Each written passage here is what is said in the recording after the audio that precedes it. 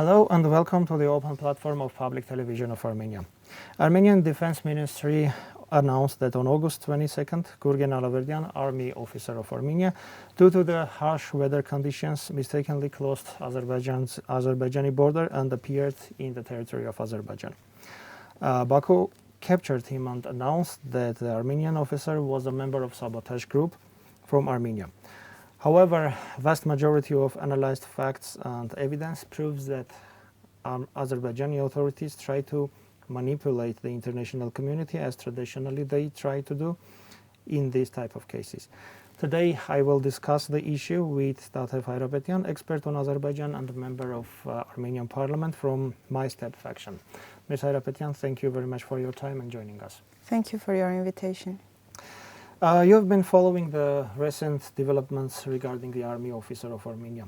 So please tell us, what can you tell about it as at this moment and what do we have now? I think obviously the soldier got lost and it was what announced the Ministry of Defense. But what Azerbaijan tries to do, I think, is a pure propaganda. First of all, they published a video showing that how they kind of torture him using words connected with his ethnicity and targeting his dignity. And by this, they openly show how they treat Armenians in general. After that, they show another video where this person, Gurgen Alaverdyan, openly reading from a text, said that he crossed the border, he wants to serve to Azerbaijani army, that Armenian army is weak, and things which Azerbaijan always says as a propaganda tool. And I think with these videos, and then I want to add that they put an Azerbaijani flag in his bag, and this is a clear evidence that they questioned the Geneva Conventions, Convention number 3, if I'm not mistaken, and number 4. Probably experts on international law will say that more clearly. But I think they show how they treat the international law and how they treat the Armenians. And this is a huge problem. As far as I'm aware of, the Ombudsman Office is actively dealing with this issue. At the same time, we had the announcement of Ministry of Foreign Affairs of Armenia yesterday.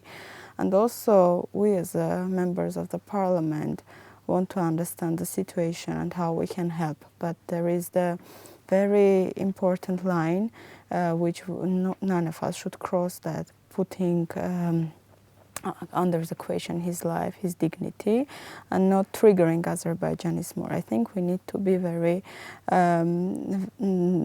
cautious about this issue and see how things develop. But of course, like in the cases of other citizens of Armenia, or we really try to help. But you know, Azerbaijan is a state where the laws and the international laws are always under question, and they always were targeting the ethnicity of Armenians all the time. You talked about the ombudsman, you mean Armenian ombudsman? Yes, Yes, Mr. Tatoyan. And every time you told about the propaganda, what they want to reach. But is the only propaganda they want to reach every time they capture any Armenian, be it a soldier or a citizen or an elderly person?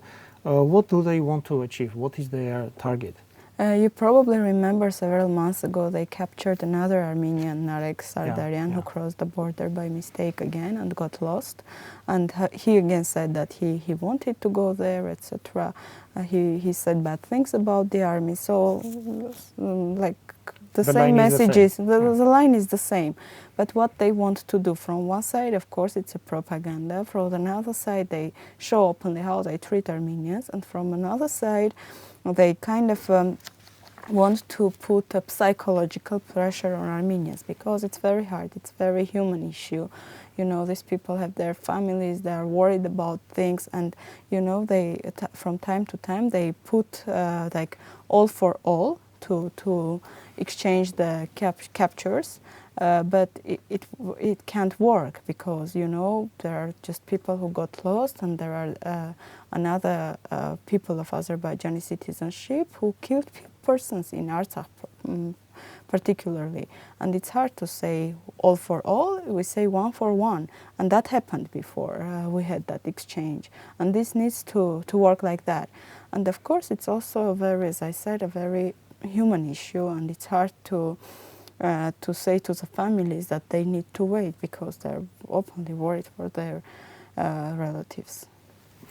And what can and what Armenian government does to bring back the captives, or at least to ensure their safety? I think they should work with all possible instances, with the organizations who are dealing with international human rights, and of course with Red Cross, as it always happened, to make sure that you know, it's a very complicated topic. As much as it is possible to make sure that the life of these people are secured more or less, but of course we openly see even from the videos they publish that they really target them, their dignity, their ethnicity, and put lots of pressure on them to say things like that, which will serve to their propaganda issues. But these people need to know that the state is behind them, and the state with different instances, like will it be the Ombudsman Office, Human Rights Defender Office, will it be the Foreign Affairs, will it be parliamentary diplomacy, or another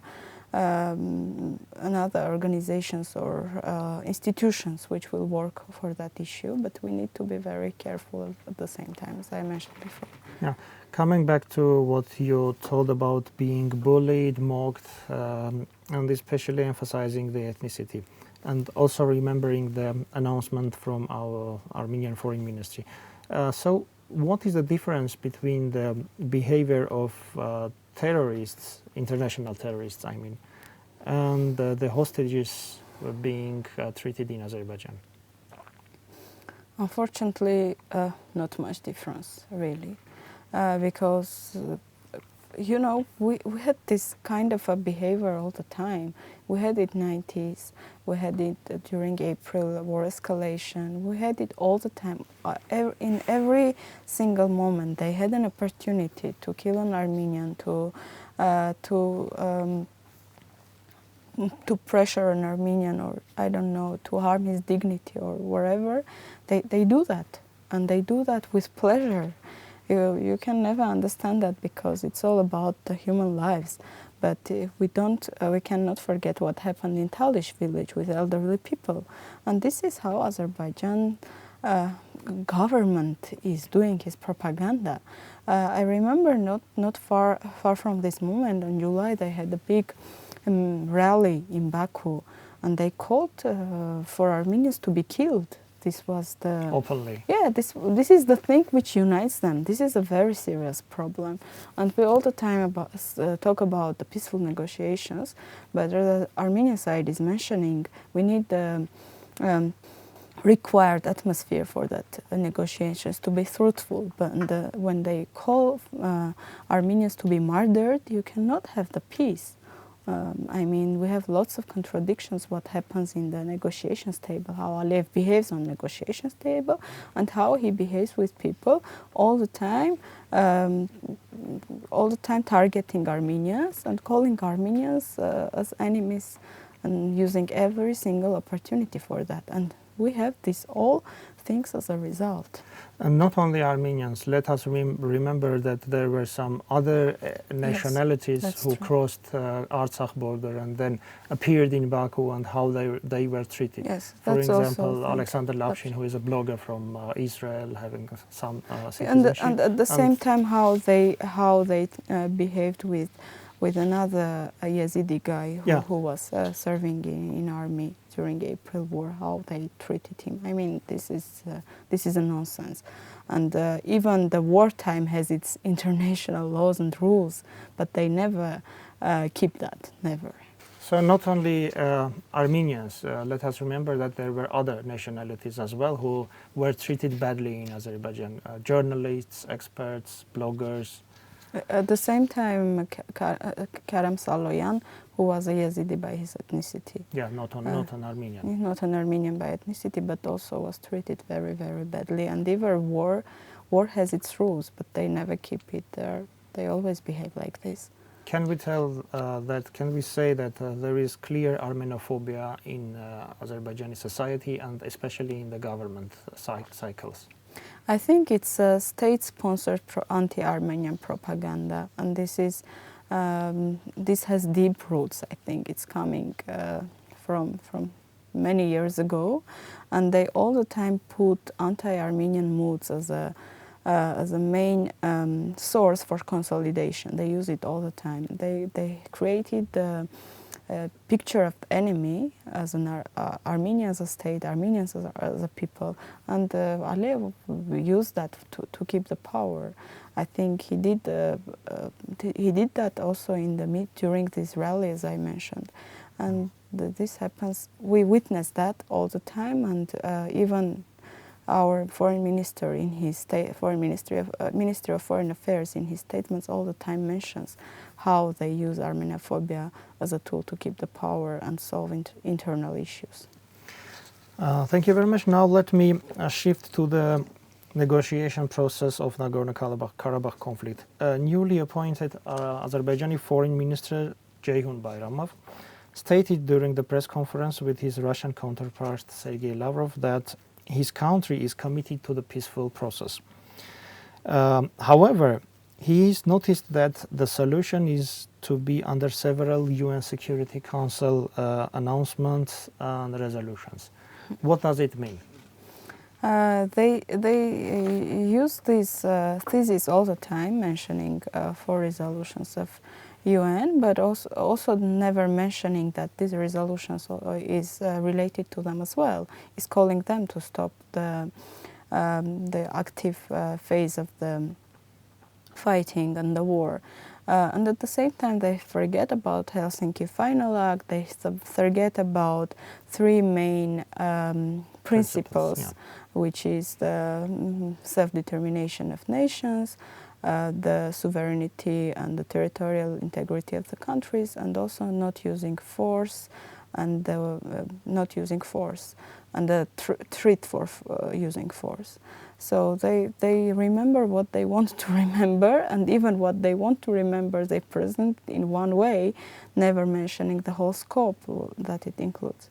So I think this is what we heard again from Bayramov, and at the same time, if I'm not mistaken, he called the whole negotiations process as an imitation, and that also showed how they are not so serious about the negotiation process, because his own president was involved in this negotiations process for several decades already, and he calls that not directly, but they say that it's an imitation.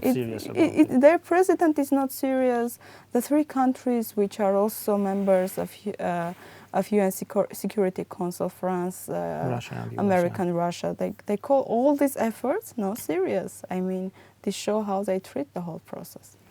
And about this process and the OSCE Minsk group, Russian foreign minister during the same press conference said that there were some attempts to change the format and co-chairmanship of OSCE Minsk group, but that, he said, is unacceptable. What did he mean about? I can say what I understand from this statement.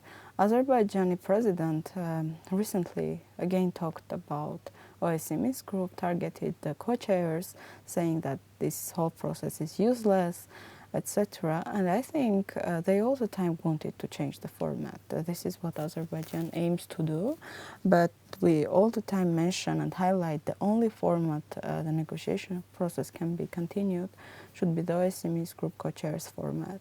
And I think this was directed to Azerbaijan. Why I say that? Because Armenia never suggested to change the format. What we said is to recover the full trilateral format of the negotiation process, and the ceasefire agreement of May 1994 was signed by 3 sides: Nagorno-Karabakh, Armenia, and Azerbaijan. And of course, we know who are all the sides of the conflict and should be involved also in the negotiation process. This is what Armenia says. And I think Azerbaijan targeting the co-chairs and underestimating their efforts also tries to kind of hint on the changing of the format, which is just unacceptable for none of us. Ms. Hayrapetyan, thank you very much for joining us today. Thank you for your invitation. This is Open Platform of Public Television of Armenia, and I discussed the issue of captured Armenian soldier Gurgen Alaverdian with Tatev Hayrapetyan, expert on Azerbaijan and member of Armenian Parliament from My Step faction. Thank you for watching us.